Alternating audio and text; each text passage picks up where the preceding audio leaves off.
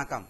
அன்பார்ந்த இணையதள நேயர்களை மீண்டும் www.qcrc.in என்ற இணையதளத்திற்காக நியூஸ் தமிழ் செய்தி அறிக்கையில் உங்களை சந்திப்பதில் பெருமகிழ்ச்சி அடைகிறோம். இன்று 22 மே 2009க்கான முக்கிய செய்திகளை தற்போது பார்க்கலாம். ஈழ தமிழ் நாட்டிலுள்ள ஈழ தமிழர்களை பாதுகாக்க வலியுறுத்தி நேற்று சென்னை மாண்டோ சிறையில் ஒரு மாபெரும் போராட்டம் நடைபெற்றது. அதனுடைய படக்காட்சிகளை தற்போது பார்த்துக் கொண்டிருக்கிறீர்கள். இதுவரை தமிழ் ஈழ விடுதலை போராட்டத்தின் திரு பிரபாகரன் அவர்கள் படங்களை அதிகம் பயன்படுத்தாது இருந்தது. ஆனால் நேற்று நடந்த போராட்டத்தில் ஆயிரக்கணக்கான படங்கள் பதிக்கப்பட்டிருப்பதை இந்த படத்தில் பார்க்கலாம்.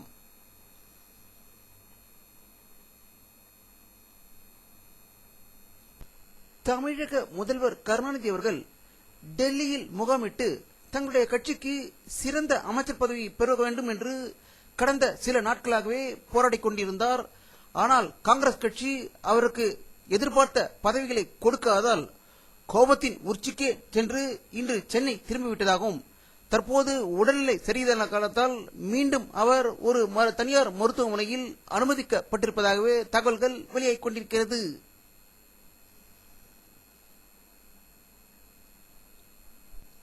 பாரத பிரதமர் திரு மன்மோகன் சிங் அவர்கள் இன்று இரண்டாவது முறையாக பாரத பிரதமராக பதவி ஏற்றுக்கொண்டார். அவருடன் 19 கேபினட் அமைச்சர்கள் பதவி ஏற்றுக்கொண்டதாகவும் ஆனால் அவர்கள் யாருக்கும் இலாக்காக்கள் ஒதுக்கப்படாமல் பதவி ஏற்றுக்கொண்டதாக டெல்லியிலிருந்தும் ராஷ்டிர பவனிலிருந்தும் தகவல்கள் வெளியாகிக் கொண்டிருக்கிறது.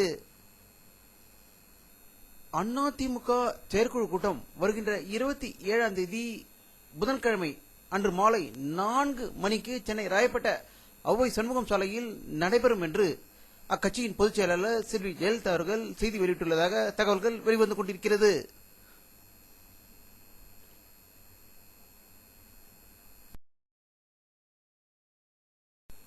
தமிழகம் மற்றும் புதுச்சேரியில் 10ஆம் வகுப்பு SSLC தேர்வு எழுதியவர்களுக்கான தேர்வு முடிவுகள் நாளை வெளியாகும் என்று தமிழக கல்வித்துறை செய்தி வெளியிட்டுள்ளதாக தகவல்கள் வெளிவந்து கொண்டிருக்கிறது.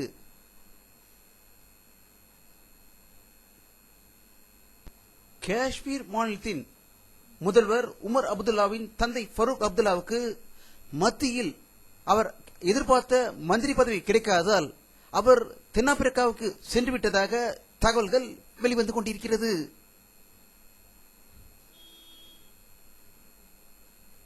உத்தரப்பிரதேச முதல்வர் மாயாவதி அவர்கள் பிரதமராக வேண்டும் என்ற கனவு தளர்ந்ததோடு மட்டுமல்லாமல் அவருக்கு வாக்குகளும் மிக கம்மியாக கிடைத்திருப்பதால் அதிர்ச்சி அடைந்திருப்பதாகவும் இதே நிலை நீடித்தால் வரும் சட்டமன்ற தேர்தலில் அவர் படுதோல்வி அடைவார் என்பதும் இதற்கு முழு காரணம் பிற்படுத்தோர்கள் வாக்கு அளிக்காதே என்று நன்கு உணர்ந்திருப்பதாகவும் இதனால் வருங்காலத்தில் பிற்படுத்தப்பட்டோருக்கு அதிக சலுகைகள் இருப்பதாக செய்திகள் வெளியாகிக் கொண்டிருக்கிறது. இதை பற்றி நம்முடைய அரசியல் கருத்து கேட்ட போது கைபர் போலர் கணவாயிலிருந்து ஆடு மாடு வைத்துக் கொண்டு வந்த ஆரிய பார்ப்பினி பத்திரிகை ஒன்று தமிழகத்தை ரத்தத்தை குடித்துக் கொண்டு ஆதிராவிடர்கள் முஸ்லிம்கள் பிராமணர்கள் சேர்ந்து மாயாவதியை வெற்றி பெற்று விட்டார்கள் என்று கங்கணம் கட்டி பேப்பரில் எழுதியது தற்போது அதனுடைய முகத்திரை கிழிக்கப்பட்டு மாயாவதி பிற்படுத்தப்பட்டவரால் தோற்கடிக்கப்பட்டிருக்கிறார்கள் என்பதால் அந்த பத்திரிகையின் பொய் பத்திரிகை என்பதை மீண்டும் நிரூபித்திருப்பதாக செய்திகள் வெளியாகிக் கொண்டிருக்கிறது. பீகார் முதல்வர் திரு நிதிஷ்குமார் அவர்கள் வெளியிட்டுள்ள ஒரு செய்தி அறிக்கையில் திரிணாமுல் காங்கிரஸ் கட்சி தலைவர் மம்தா பானர்ஜி அவர்கள் மேற்கு வங்கத்தில் ஆட்சி கலைக்க வேண்டும் என்று கூறுவதை நாங்கள் கடுமையாக எதிர்க்கிறோம் என்று கூறியுள்ளதாக பீகாரிலிருந்து தகவல்கள் வெளிவந்து கொண்டிருக்கிறது.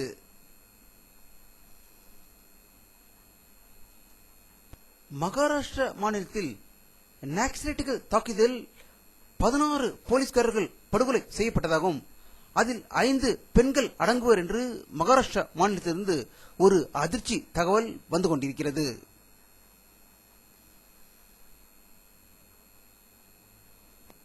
ஆஸ்திரேலிய நாட்டில் பன்றிக் காய்ச்சலுக்கு 11 பேர் பாதிப்பு அடைந்திருப்பதாகவும் அவர்களுக்கு தீவிர சிகிச்சை தனியாக அளிக்கப்பட்டு வருவதாக சிட்னியிலிருந்து தகவல்கள் வெளிவந்து கொண்டிருக்கிறது.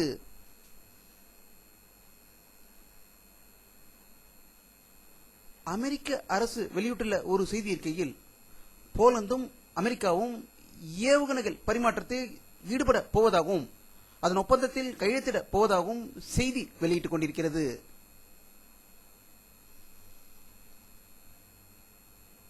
வானிலை அறிக்கை 22 மே 2009 பிற்பகல் 3 மணி எடுக்கப்பட்ட சேட்டலைட் புகைப்படத்தை தற்போது பார்த்துக் கொண்டிருக்கிறீர்கள். தென் தமிழ்நாட்டில் மேகமூட்டங்கள் இருக்கின்றன. வட தமிழ்நாட்டில் மேகங்கள் லேசாகவே தெரிகிறது.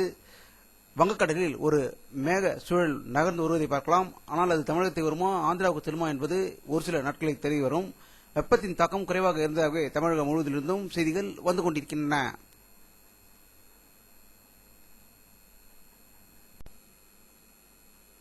இத்துடன் இந்த செய்தி அறிக்கை நிறைவடைகிறது.